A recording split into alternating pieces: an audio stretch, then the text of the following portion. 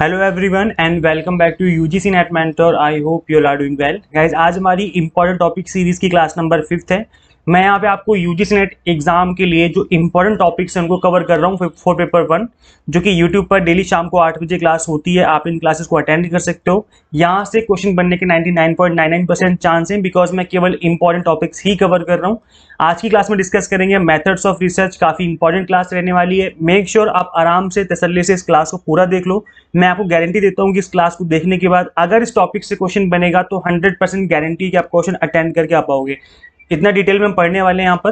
तो चलिए स्टार्ट करते हैं क्लास। एंड गाइस, क्लास को स्टार्ट करने से पहले मैं आपको बता दूं कि मैं इस चैनल पे आपको यूजीसी नेट से रिलेटेड सारी अपडेट देता रहता हूँ। साथ ही किसी कॉलेज में असिस्टेंट प्रोफेसर, असिस्टेंट रजिस्ट्रार या पीएचडी एडमिशन के फॉर्म निकलते हैं, तो इस सभी से रिलेटेड अपडेट आपको यहाँ पे मिलते रहते हैं। सो गाइस, मेक श्योर आप इस चैनल को सब्सक्राइब कर लें, साथ ही बेल आइकन प्रेस कर लें ताकि आपको अपकमिंग वीडियोस के सभी नोटिफिकेशन मिलते रहें।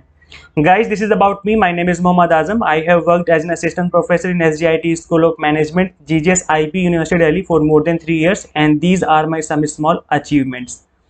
चलिए आगे कंटिन्यू करते हैं।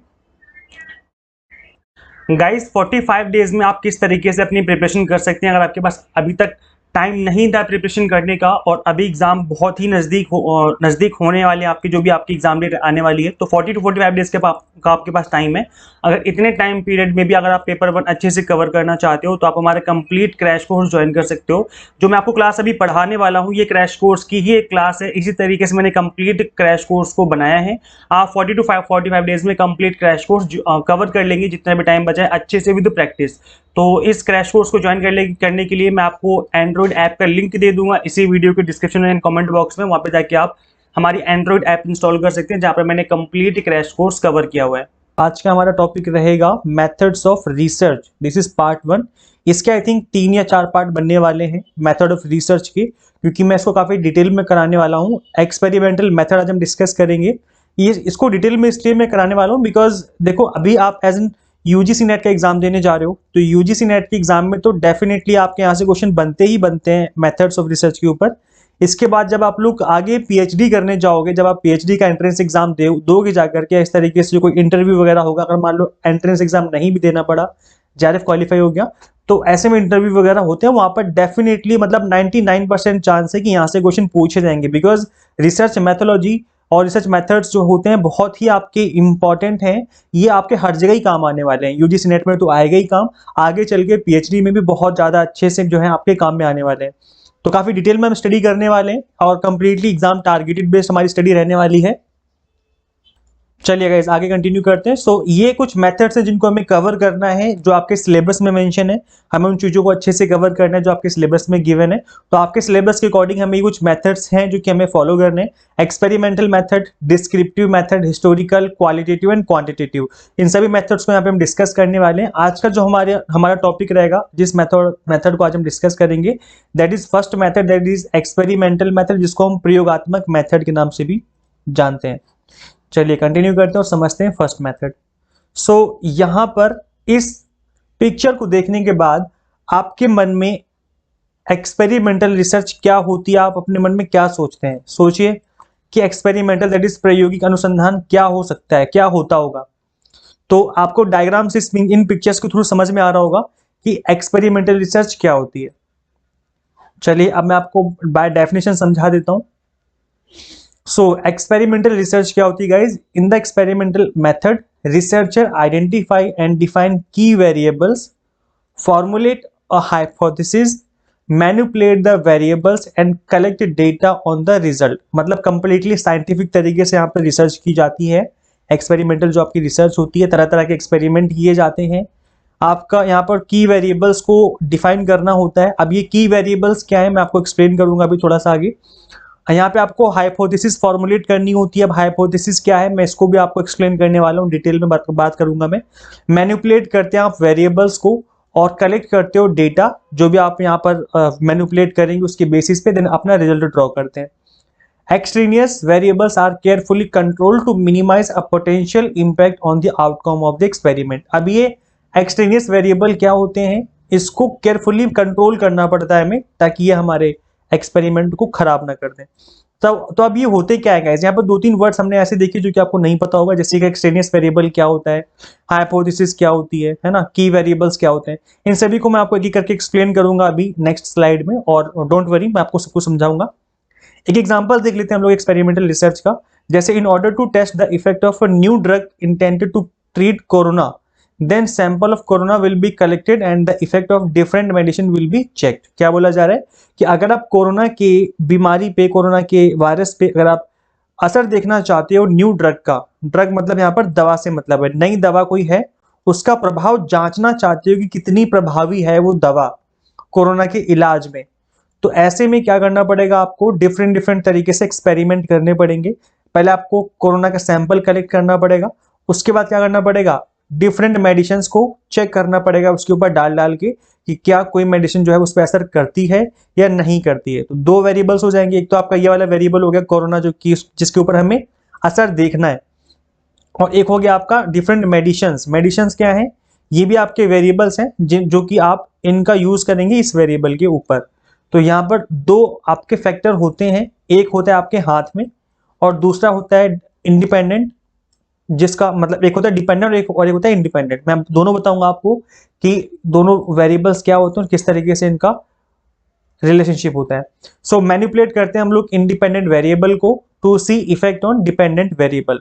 ठीक है, इफेक्ट हमें किसके ऊपर देखना है, हमेशा हम डिपेंडेंट वेरिएबल के ऊपर देखते हैं। जैसे कोरोना एक वेरिएबल हो गया और एक हो गया पैरासीटामोल, सपोज करो दवा है एक पैरासीटामोल करके, तो अब मैं अगर देखना चाहता हूं कि पैरासीटामोल कितना असर करती है कोरोना पे, तो मैं क्या करूंगा, पैरासीटामोल की जो डोजेज हैं, जो उसकी पावर है उसको मैं बढ़ाऊंगा, कभी घटाऊंगा, कभी मीडियम लेवल की कर दूंगा। मतलब मैं इसमें ऊपर नीचे कर सकता हूं क्योंकि इसको मेरे हाथ में, इसको मैं चेंज कर सकता हूं, ऊपर नीचे करके देखूंगा। और ये मेरे हाथ में नहीं है, तो गॉड ने बना दिया है इस तरीके से कोरोना वायरस। तो इसमें क्या है कि हमें इसके ऊपर असर देखना है, कितना असर कर रहा है। तो जो पैरासीटामोल है दैट इज इंडिपेंडेंट, वो स्वतंत्र है, वो क्या है, वो स्वतंत्र है। और ये कोरोना है जो दैट इज डिपेंडेंट वेरिएबल, वो डिपेंड करता है इसके ऊपर। एक एग्जांपल मैं और लेके बताता हूं ताकि आपको और अच्छे समझ में आ जाए अगर ये समझ में नहीं आ रहा है। सपोज करो सेल्स है, एक कंपनी है, कंपनी का सेल्स वॉल्यूम मतलब वहां पर कितनी बिक्री होती है वो किस पे डिपेंड करता है, एडवर्टाइजिंग पे। जितना ज्यादा मैं एडवर्टाइज करूंगा आपकी सेल्स बढ़ेगी, एडवर्टाइज में कम कर दूंगा तो सेल्स भी क्या हो जाएगी, कम हो जाएगी। तो कहने का मतलब क्या है कि आपका जो एडवर्टीजमेंट है दैट इज इंडिपेंडेंट वेरिएबल, वो ये क्या हो गया आपका, ये आपका इंडिपेंडेंट वेरिएबल होगा जिसको आप स्वतंत्र चर कह सकते हो। क्या बोलेंगे इसको हम, स्वतंत्र चर। और एक होता है निर्भर चर। अब निर्भर चर क्या है, स्वतंत्र चर तो ये वाला हो गया that is dependent independent variable, निर्भर चर का मतलब है डिपेंडेंट वेरिएबल। अब जो सेल्स है वो डिपेंडेंट है, सेल्स जो है वो डिपेंड करती है एडवर्टीजमेंट पे, एडवर्टीजमेंट बिल्कुल नहीं करोगे तो सेल्स कम हो जाएगी या शायद बिल्कुल भी ना हो। सपोज करो मैंने कोई एक नया प्रोडक्ट बनाया मार्केट में और मैं उसका बिल्कुल भी एडवर्टाइज नहीं करता, तो एडवर्टाइज नहीं करूंगा तो सेल्स भी क्या हो जाएगी, कोई जानेगा ही नहीं। जब मेरे प्रोडक्ट को कोई नहीं जानेगा तो कोई खरीदेगा नहीं, तो सेल्स मेरी होगी नहीं। समझ रहे हैं आप लोग। तो यहाँ पर जो 2 वेरिएबल होते हैं उन दोनों वेरिएबल को हम पहले आइडेंटिफाई करेंगे, पहले हम ऑब्जर्व करेंगे कि भाई वेरिएबल कौन कौन से हैं। एक कंपनी में एज ए मैनेजर मैं ऑब्जर्व करूंगा कि भाई एक तो सेल्स है मेरी जिसके ऊपर मुझे स्टडी करनी है, और सेल्स को कौन कौन अफेक्ट कर रहा है। मतलब सेल्स को हो सकता है कि एडवर्टाइजमेंट अफेक्ट कर रही हो या अदर फैक्टर्स भी हो सकते हैं, जैसे कंज्यूमर की इनकम हो गई, कंज्यूमर की इनकम इतनी नहीं है या इकोनॉमिक कंडीशन खराब चल रही है तो इनकम बहुत नीचे जा रही है, इस वजह से सेल्स कम हो रही है, लोग खरीद नहीं रहे हैं सामान। तो डिफरेंट डिफरेंट तरीके की जो चीजें हैं वो हो सकती हैं। ठीक है, अब यहाँ पर सेल्स का और एडवर्टीजमेंट का ये डायरेक्ट रिलेशनशिप बन रहा है। तो यहाँ पर एडवर्टीजमेंट जो है दैट इज इंडिपेंडेंट वेरिएबल क्योंकि ये स्वतंत्र है। सेल्स कम हो ज्यादा हो इसका एडवर्टीजमेंट से कोई लेना देना नहीं है। मतलब कहने का कि एडवर्टीजमेंट का अमाउंट में बढ़ा दूं घटा दूं इसका सेल्स का कोई मैटर नहीं करता यहाँ पर, बल्कि सेल्स डिपेंड करती है एडवर्टीजमेंट पे। मतलब सेल्स जो है वो निर्भर है एडवर्टीजमेंट पे, जबकि एडवर्टीजमेंट निर्भर नहीं है सेल्स पे। समझ रहे हैं आप लोग। तो जो एडवर्टीजमेंट है वो आपका एक इंडिपेंडेंट वेरिएबल है, तो जैसे ही एडवर्टीजमेंट बढ़ेगी सेल्स बढ़ जाएगी, एडवर्टीजमेंट कम हो जाएगी तो सेल्स कम हो जाएगी। तो इसका मतलब क्या है कि जो सेल्स है वो आपकी डिपेंडेंट है, कहीं ना कहीं वो डिपेंड कर रही है आपकी एडवर्टीजमेंट वाले चर पे दैट इज वेरिएबल पे। ठीक है, अब यहाँ पर मैंने दो तीन चीजें जैसे आप आइडेंटिफाई कर सकते हो। जैसे जो सेल्स है ना वो जरूरी नहीं है कि एडवर्टीजमेंट की वजह से ही कम हो रही हो। सपोज करो मैं एडवर्टीजमेंट अच्छा करा रहा हूँ लेकिन फिर भी सेल्स नहीं हो रही है, तो उसके बहुत सारे रीजन हो सकते हैं। जैसे आपका सपोज वो कंज्यूमर की इनकम ही इतनी जनरेट नहीं हो रही है ना, इनकम अच्छी नहीं चल रही है, या इकोनॉमिक कंडीशन खराब है, हमारी इकोनॉमी की, इंडिया की इकोनॉमिक कंडीशन खराब चल रही है, इस तरीके से अदर फैक्टर्स भी हो सकते हैं। तो जो अदर फैक्टर्स है ना, इनको हम कहते हैं एक्सट्रीनियस वेरिएबल। ये क्या है? This is extraneous. एक्सट्रीनियस को हिंदी में क्या बोलते हैं? एक्सट्रीनियस वेरिएबल क्या होते हैं? प्रयोग के परिणाम पर संभावित प्रभाव को कम करने के लिए बाहरी चर होते हैं ये। तो कहने का मतलब है कि सेल्स और एडवर्टीजमेंट, अगर मैं इन दोनों पे स्टडी कर रहा हूं, एक मेरा है सेल्स वेरिएबल और एडवर्टीजमेंट है मेरा दूसरा वेरिएबल, सेकंड वेरिएबल, ये दो वेरिएबल है। तो जो तीसरा वेरिएबल है जो कि सेल्स को अफेक्ट कर सकता है, दैट इज इनकम, और इसको बोला जाएगा बाहरी चर, दैट इज एक्सट्रीनियस वेरिएबल। तो मैं इनकम को कांस्टेंट ले लूंगा, मैं ये मान के चलूंगा कि भाई इनकम ना घट रही है ना बढ़ रही है, इनकम सेम टू सेम है, जितनी थी पहले अभी भी उतनी ही है, ताकि मुझे एडवर्टीजमेंट का पता चले कि एडवर्टीजमेंट घटने बढ़ने से क्या कोई असर पड़ रहा है, सेल्स पे नहीं पड़ रहा। तो मैं बाकी फैक्टर्स को कंट्रोल कर लूंगा। अगर मैं बाकी फैक्टर्स को कंट्रोल नहीं करूंगा तो फिर एडवर्टीजमेंट वाली जो मैं जानना चाहता हूं एडवर्टीजमेंट का इफेक्ट ऑन सेल्स, तो वो मैं सही से कैलकुलेट नहीं कर पाऊंगा। समझ रहे हैं आप लोग? तो सपोज करो फॉर एग्जाम्पल, एडवर्टीजमेंट मैं बहुत अच्छे से करवा रहा हूं, मतलब 100 करोड़ रुपए खर्च कर दिए मैंने एडवर्टीजमेंट पे, फिर भी सेल्स नहीं हो रही है। क्यों नहीं हो रही? क्योंकि इनकम अच्छी नहीं है कंज्यूमर की। तो ऐसे में एडवर्टीजमेंट का जो असर है मुझे सेल्स पे नहीं दिखेगा। क्यों? क्योंकि एक्सट्रीनियस वेरिएबल ने मेरे एक्सपेरिमेंट को बर्बाद कर दिया। इनकम जो थी कंज्यूमर की बिल्कुल लो हो गई थी, और इस वजह से मैं एडवर्टीजमेंट का जो असर था वो मैं सेल्स पे नहीं देख पाया, तो प्रॉब्लम हो गई। ठीक है, सेम ऐसे ही सपोज करो, एक मैं कोरोना का एग्जांपल ले लेता हूं दोबारा से ताकि आपको अच्छे समझ में आ जाए। कोरोना के ऊपर एक इंजेक्शन है, एक इंजेक्शन ले लेते हैं, सपोज करो इंजेक्शन एम, ये इंजेक्शन का नाम है इंजेक्शन एम। इंजेक्शन एम जो है वो अगर मैं ठंडे मौसम में लगाता हूं, एकदम कोल्ड मौसम है, कोल्ड वेदर है, तब लगाता हूं, कोरोना पे असर कर जाता है। और नहीं नहीं, ऐसे ऐसे सोचो, सपोज करो जो इंजेक्शन है मेरा एम, वो मैं नॉर्मल वेदर जो है ना अपना अपना मार्च अप्रैल का महीना है, अप्रैल का महीना है, सब कुछ ठीक चल रहा है, दवा मैंने बना दी है। अब जैसे ठंड का मौसम आया, इस इंजेक्शन ने असर करना बंद कर दिया। क्यों? क्योंकि कोल्ड एक ऐसी प्रॉब्लम बन के आई जिसकी वजह से इंजेक्शन असर नहीं कर रहा था।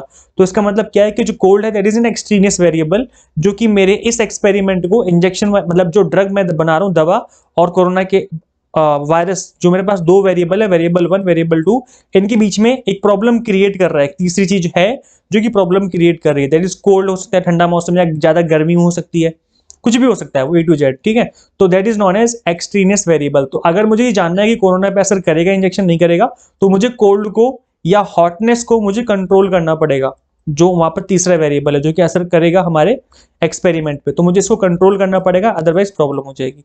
तो इसको बोलते हैं हम लोग एक्सट्रीनियस वेरिएबल। अभी भी समझ में नहीं आया? कोई बात नहीं, मैं भी बाय डेफिनेशन में समझा दूंगा।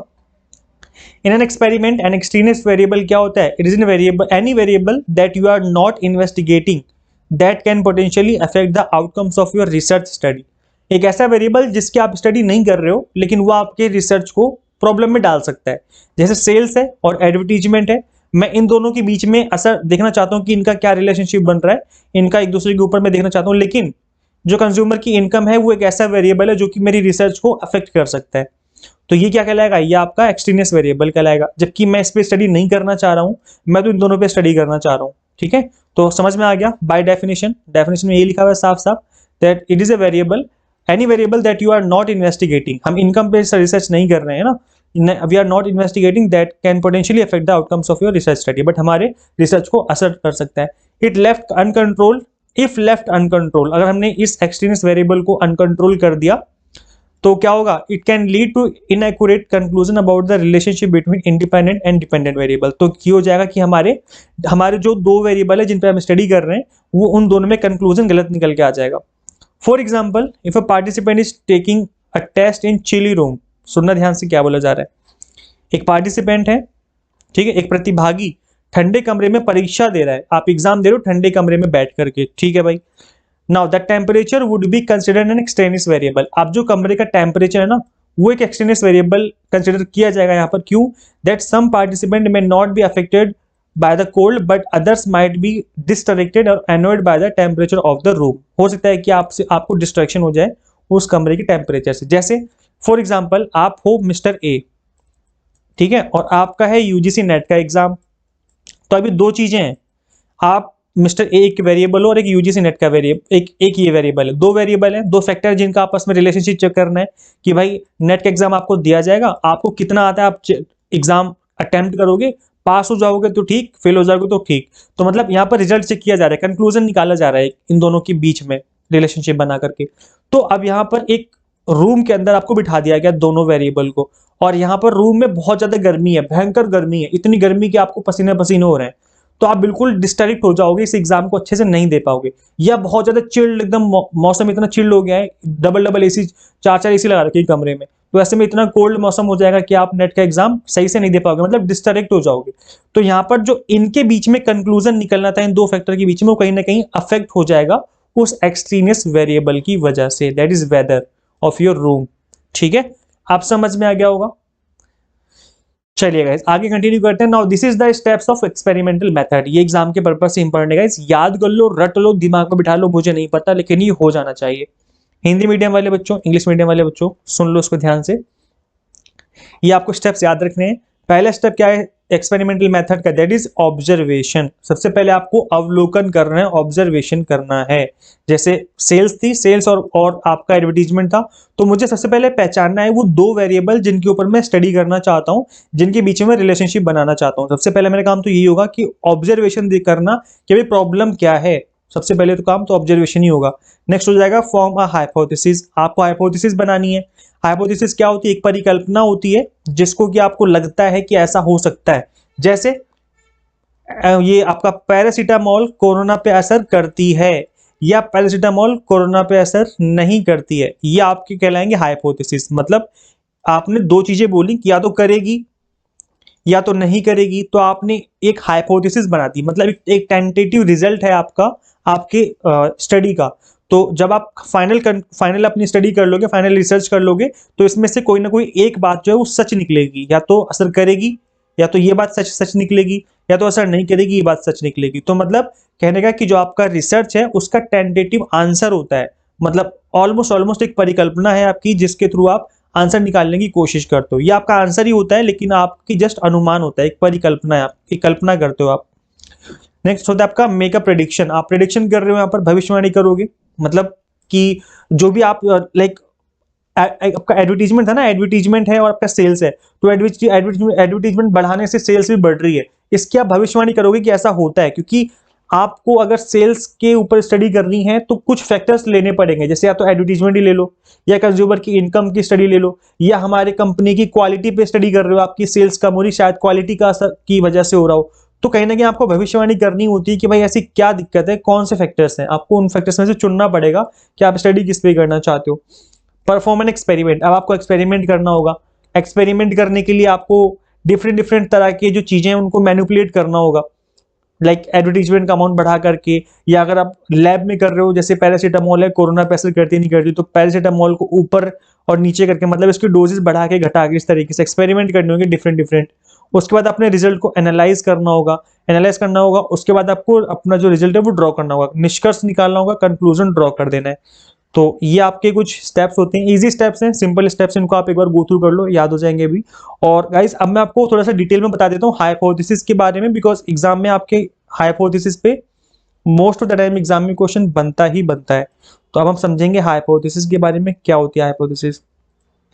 सो a hypothesis states your predictions about what your research will find. It is a tentative answer to your research questions that has not yet been tested. क्या बोला जा रहा है कि एक परिकल्पना जो है आपके शोध, दैट इज रिसर्च के बारे में एक भविष्यवाणी बताती है, और यह आपके शोध प्रश्न का एक अस्थायी उत्तर है जिसका अभी तक परीक्षण नहीं किया गया है। अस्थायी का मतलब क्या होता है, अस्थायी का मतलब होता है दैट इज टेंटेटिव। ये आपका आंसर फिक्स आंसर नहीं कि ऐसा ही होगा। जैसे मैं बोलूं पैरासीटामोल असर करती है कोरोना पे, तो जरूरी तो नहीं है, क्योंकि हमने जस्ट एक भविष्यवाणी करी है, ठीक है। ये हमने अभी तक एक्सपेरिमेंट नहीं किया, एक्सपेरिमेंट करने के बाद पता चलेगा कि करती नहीं करती है, समझ रहे हैं आप लोग। और पैरासीटामोल जो है कोरोना पे असर नहीं करती है, तो ये भी क्या है, ये भी सही बात हो सकता है कि ना हो, क्या पता असर करती हो। तो एक पॉजिटिव और एक नेगेटिव, दो तरह की है, हम हाइपोथेसिस बनाते हैं जिसको हम ऑल्टरनेट हाइपोथेसिस और नल हाइपोथेसिस के नाम से जानते हैं। तो मैं आपको बताता हूँ कि अब कितने तरह की हाइपोथेसिस होती है। तो हाइपोथेसिस क्या होती है guys? Hypothesis is precise testable statement of what the researcher predict will be the outcome of the study. ये जस्ट हमारी प्रिडिक्शन है, भविष्यवाणी है कि हमारे रिसर्च का क्या आउटकम हो सकता है। तो हमारा फाइनल रिजल्ट आने से पहले हम कुछ प्रिडिक्शन कर लेते हैं और उन्हीं को हम चेक करते हैं कि क्या ऐसा होगा या नहीं होगा। तो इसमें दो हाइपोथेसिस होती हैं, एक होती है ऑल्टरनेट हाइपोथेसिस और एक होती है आपकी नल हाइपोथेसिस। ऑल्टरनेट हाइपोथेसिस को बोलते हैं हम लोग H1 और नल हाइपोथेसिस को बोलते हैं हम लोग H0। Alternate hypothesis क्या होती है? The alternate hypothesis states that there is a relationship between the two variables being studied. One variable has an effect on other. मतलब ये आपकी पॉजिटिव दैट इज बोले तो हिंदी में धनात्मक, ठीक है। वैकल्पिक परिकल्पना क्या होती है? वैकल्पिक परिकल्पना बताती है कि एक अध्ययन किए जा रहे दो चरों के बीच में एक संबंध है, एक चर का दूसरे पर प्रभाव पड़ता है, मतलब यस पड़ेगा। जैसे मैं बोलूं पैरासीटामोल कोरोना पे असर करती है, तो ये क्या एक पॉजिटिव स्टेटमेंट है, एक सही स्टेटमेंट है जो कि हाँ में हामी भर रही कि हाँ होगा, तो उसको बोलेंगे हम ऑल्टरनेट हाइपोथेसिस। और दूसरी स्टेटमेंट मैंने बनाई थी कि पैरासीटामोल कोरोना पे असर नहीं करती है, तो मतलब ये नेगेटिव स्टेटमेंट है, इसको बोला जाएगा आपका नल हाइपोथेसिस। सो नल हाइपोथेसिस क्या होती है? The null hypothesis states that there is no relationship between the two variables being studied, one variable does not affect the other. यहाँ पर कोई रिलेशनशिप नहीं बन रहा है, नो रिलेशनशिप मतलब नेगेटिव स्टेटमेंट है ये, इसको बोलते हैं हम लोग null hypothesis. I hope clear हो गया होगा। हिंदी में बात करें तो शून्य परिकल्पना बताती है कि अध्ययन किए जा रहे दो चरों के बीच में कोई संबंध नहीं है, एक दूसरे को प्रभावित नहीं करते, ठीक है, तो इसको बोलेंगे हम ऑल्टरनेट हाइपोथेसिस। तो गाइस अगर एग्जाम में इस तरीके से पूछा जाए कि भाई नेगेटिव हाइपोथेसिस कौन सी होती है, तो नेगेटिव कौन सी है? Null hypothesis that is H0। और बोला जाएगी पॉजिटिव हाइपोथेसिस कौन सी होती है, तो पॉजिटिव मतलब जो कहती है हाँ होता है, दैट इज ऑल्टरनेट हाइपोथेसिस, जो कहता है कि हाँ देयर इज ए रिलेशनशिप, कि हाँ रिलेशनशिप होता है। समझ में आ गया आप लोगों को? यस। चलिए आई होप चीजें क्लियर हो गई हैं। अब आगे बढ़ते हैं और समझते हैं हमारे एरर, क्योंकि एग्जाम की पर्पज से ये जो एरर है बहुत बहुत ज्यादा इंपॉर्टेंट है। एक तरीके से ये मान के चलो कि 5 स्टार रेटिंग वाले क्वेश्चन है ये, मतलब ये टॉपिक है 5 स्टार रेटिंग का टॉपिक आपका ये हाइपोथेसिस टेस्टिंग। यहाँ से एग्जाम में ज्यादातर टाइम क्वेश्चन बनते ही बनते हैं। तो गाइस दो तरह के एरर होते हैं जो कि हम लोग करते हैं एज ए रिसर्चर। अगर आप रिसर्च करोगे तो दो तरह की गलती आप कर सकते हो, एरर कर सकते हो। तो एरर होता है टाइप 1 एरर और टाइप 2 एरर, दो तरह के एरर होते हैं, ठीक है। तो अब हम दोनों को समझेंगे। अब एक शांत दिमाग में शांति से सुन लेना, 2 मिनट आराम से समझ में आ जाएगा। सुनना ध्यान से। अगर H0 है ट्रू, क्या बोला गया? H0 का मतलब क्या होता है? नल हाइपोथेसिस, हमने पढ़ा था ना अभी पीछे, इसको बोलते हैं हम लोग नल हाइपोथेसिस। तो अगर जो नल हाइपोथेसिस ट्रू है, सही है, और आपने उसे कर दिया रिजेक्ट, आपने उसे एक्सेप्ट नहीं किया, तो यह आपने टाइप 1 एरर कर दिया। तो एग्जाम में भी ऐसे ही पूछा जाता है कि भाई जब आप नल हाइपोथेसिस को रिजेक्ट कर देते हो तो वो कौन सी गलती होती है?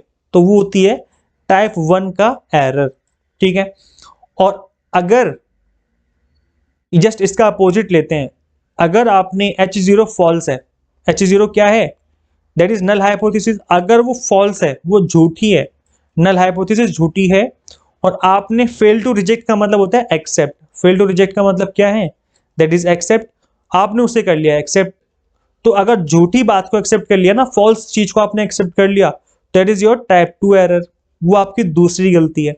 तो दो ही गलतियां होती हैं जो कि आप एज एन रिसर्चर करते हो। मैं एक बार दोबारा समझा देता हूं स्टार्टिंग से, ताकि आप दोबारा समझ ले। एक बार दोबारा से सुनिए ध्यान से बिल्कुल अच्छे से कॉन्सेंट्रेशन के साथ। H0 is true, that is null hypothesis. अगर नल हाइपोथेसिस ट्रू है और आपने कर दिया रिजेक्ट, इसका मतलब टाइप 1 एरर कर दिया। और अगर H0 है फॉल्स, H0 क्या है? That is null hypothesis. अगर वो फॉल्स थी, वो स्टेटमेंट फॉल्स निकली, बाद में जब कंक्लूजन निकला वो फॉल्स निकली, और आपने उसको कर दिया एक्सेप्ट। फेल टू रिजेक्ट का मतलब होता है एक्सेप्ट करना, है ना। फेल टू रिजेक्ट का मतलब क्या होता है? एक्सेप्ट करना। आपने कर लिया उसे एक्सेप्ट, तो फॉल्स को, दैट इज झूठी बात को अगर आप एक्सेप्ट कर लोगे तो भी गलती है, उसको बोलते हैं हम टाइप 2 एरर, ठीक है। अब एक चीज और सुन लीजिए आप लोग, मैंने यहाँ पे लिखा नहीं है बट प्लीज आप लोग उसका ध्यान से सुन लेना, लिख लेना बाद में। टाइप 1 एरर को बोलते हैं हम लोग अल्फा एरर, और टाइप 2 को बोलते हैं हम लोग बीटा एरर। मैंने यहाँ पे लिखा नहीं है, आप लोग इस चीज को याद रखें कि टाइप 2 एरर को बीटा एरर कहते हैं, टाइप 1 एरर को हम अल्फा एरर के नाम से जानते हैं। प्लीज गाइज याद रखना, भूलना मत इस चीज को, ठीक है। और आई थिंक टाइप 1 एरर जो होता है ना, इसका फॉर्मूला ऐसे भी होता है 1 माइनस बीटा करके, दैट इज अल्फा, और अल्फा का जो होता है, बीटा का जो होता है दैट इज होता है 1 माइनस अल्फा करके, इस तरीके से, ठीक है। तो ये आपका रहता है, वैसे फॉर्मूला वगैरह इतना नहीं पूछा जाता इसलिए मैंने डाला नहीं है, बस ये याद रखना है कि अल्फा होता है और ये होता है बीटा एरर। अब इसमें करेक्ट डिसीजन कब लेते हो आप लोग, जब H0 ट्रू है, H0 जो है वो ट्रू है और आपने क्या कर दिया, उसे एक्सेप्ट कर, फेल टू रिजेक्ट का मतलब होता है एक्सेप्ट करना, एक्सेप्ट कर लिया तो वो आपका करेक्ट डिसीजन है, मतलब सही बात, ट्रू बात को आपने एक्सेप्ट कर लिया तो सही डिसीजन है, ऐसे तो होते हैं। और आपने झूठी बात को, फॉल्स बात को कर दिया क्या, रिजेक्ट, तो आपने सही डिसीजन ले लिया, दिस इज करेक्ट डिसीजन। तो ऐसे ही होता है, अगर आप झूठी बात को रिजेक्ट कर दोगे तो क्या होगा, सही डिसीजन है, करेक्ट डिसीजन होता है। तो करेक्ट डिसीजन पे एग्जाम में क्वेश्चन बनता भी नहीं है, आपके एग्जाम में पूछा जाता है टाइप 1 एरर और टाइप 2 एरर। आई होप चीजें आपको अच्छे समझ में आ गई हैं, ठीक है। एक बार समझ में ना आया दोबारा से वीडियो को 5 मिनट पीछे लेके जाना, समझ में आ जाएगा। वैसे मैंने बिल्कुल बेसिक से ही बताया है और मेरा यहाँ पर बताने का जो तरीका मैं बिल्कुल बेसिक से ही बता रहा हूँ, एज एन आम लैंग्वेज में, एज ए लेमैन लैंग्वेज में, ताकि आपको चीजें अच्छे से समझ में आ जाए। सो गाइज, अब यहाँ पर मैं आपको 1 मिनट के लिए आपको थोड़ा मोटिवेशन दे देता हूँ, उसके बाद हम क्लास को एंड करते हैं। So guys, make it happen, shock everyone. जो आपने ड्रीम देखे है ना कि कॉलेज में आप प्रोफेसर बनेंगे, आप लेक्चरर बनेंगे, कॉलेज में जाकर पढ़ाएंगे, कई लोग ना बिलीव नहीं करते, सीरियसली मैं बोल रहा हूँ। आपके फैमिली, आपके फ्रेंड्स, आप फैमिली का मतलब नहीं मम्मी पापा तो आपके इधर बिलीव करते ही होंगे, फैमिली हो गए आपके, बाकी जो फ्रेंड्स, आप फैमिली में मतलब जो चाची चाचा नाना इस तरीके से जो होते हैं ना, चाची चाचा और मामा मामी और ये सब जो दूर दूर के अपने आप के होते हैं, फैमिली के बुआ ताई ताता इस तरीके से जो होते हैं, वो लोग ना मतलब मन ही मन सोचते हैं कि ये कुछ नहीं कर पाएगा इस तरीके से, तो उनको बिलीव नहीं होता। और आपके जो फ्रेंड्स हैं जो आपसे जलते हैं इस तरीके से, जो फ्रेंड, कुछ फ्रेंड्स अच्छे होते हैं, जैसे बेस्ट फ्रेंड जो होते हैं आपके, वो किसी उन्हें लगता है कि हाँ ये कर लेगा, लेकिन कुछ ऐसे भी तो जो हंसते हैं, वो आपके मुंह पे तो बोलते हैं कि ठीक है चल अच्छी बात है, तू तैयारी कर रहा है, यूजीसी नेट की टीचर बनेगा, कॉलेज में पढ़ाएगा, लेकिन पीठ पीछे वो हंसते हैं, उन्हें लगता है आप नहीं कर सकते। तो guys, make it happen, shock everyone. इस चीज को अचीव करो, इस चीज को होने दो, आप इसको अचीव करके दिखाओ और शॉक कर दो सबको कि हाँ आपने वो कर दिखाया। तो ये गाइज आपको अपने अंदर इस तरीके की जो है पॉजिटिविटी लानी है कि आप इस चीज को अचीव करें। You don't get what you wish for, you get what you work for. आप जिस चीज की इच्छा करते हो कि काश यार मुझे ये मिल जाए, आपको वो नहीं मिलता। आप जिस चीज के लिए काम करते हो ना कि भाई मैं तो ये लेके रहूंगा, मैं इस चीज के लिए काम कर रहा हूं, वो आपको मिल जाएगा। डिजायर कभी पूरी नहीं होती है, डिजायर का पूरा होना मुश्किल होता है, लेकिन नीड हमेशा पूरी होती है। नीड का मतलब है जरूरत, जिसके बिना आप जी ही नहीं पाओगे, वो हमेशा पूरी होती है। डिजायर पूरी होती नहीं होती, चल तो भी इंसान जी लेता है। तो अगर आपकी नीड है ना कि आपको होना ही करना ही है, यूजीसी नेट करना है, आपको आगे चल के एक प्रोफेसर बनना ही बनना है, तो आपकी नीड है। लेकिन अगर आपकी इच्छा है कि यार मेरी इच्छा करती है कि मैं पढ़ाऊं, आपकी विश है, जस्ट एक विश है ना, तो उसको अचीव करना बहुत मुश्किल होता है।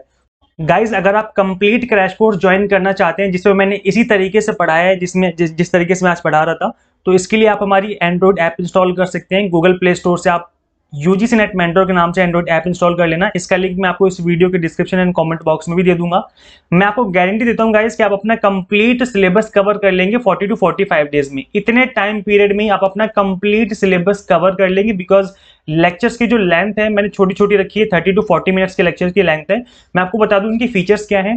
क्रैश कोर्स अवेलेबल है पेपर 1 का एंड कॉमर्स का एट प्रेजेंट। इसके फीचर्स ये हैं कि टारगेट बेस्ड वीडियो लेक्चर्स हैं, जैसे एनटीए में क्वेश्चन पूछे जा रहे हैं, इन चीजों को ध्यान में रख करके पढ़ाया जा रहा है। इंग्लिश प्लस हिंदी मीडियम में कंटेंट है, दोनों ही मीडियम के स्टूडेंट्स इस क्लास को ज्वाइन कर सकते हैं।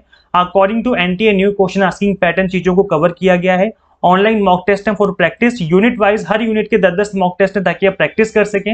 एंड पीडीएफ फॉर्मेट में स्टडी मटेरियल है, हर यूनिट का पीडीएफ फॉर्मेट में स्टडी मटेरियल भी आपको मिल जाएगा ताकि आप डाउनलोड करके उनको रिवाइज कर सकें। तो completely exam targeted based study रहने वाली है। इसके लिए आप ऐप को इंस्टॉल कर लीजिए। ऐप का लिंक मैं आपको इस वीडियो के description box and comment box में दे दूंगा। अभी डिफरेंट कोर्स ड्यूरेशन की डिफरेंट फीस है, जैसे 3 मंथ की फीस अलग है, 6 मंथ अलग है, 12 मंथ अलग है। तो जो आपको बेस्ट लगता है उसके अकॉर्डिंग आप इस क्रैश कोर्स को ज्वाइन कर सकते हैं। Thank you so much for watching this class. Share this platform to all UGC NET and JRF SET aspirants. Guys, मिलते हैं नेक्स्ट क्लास में।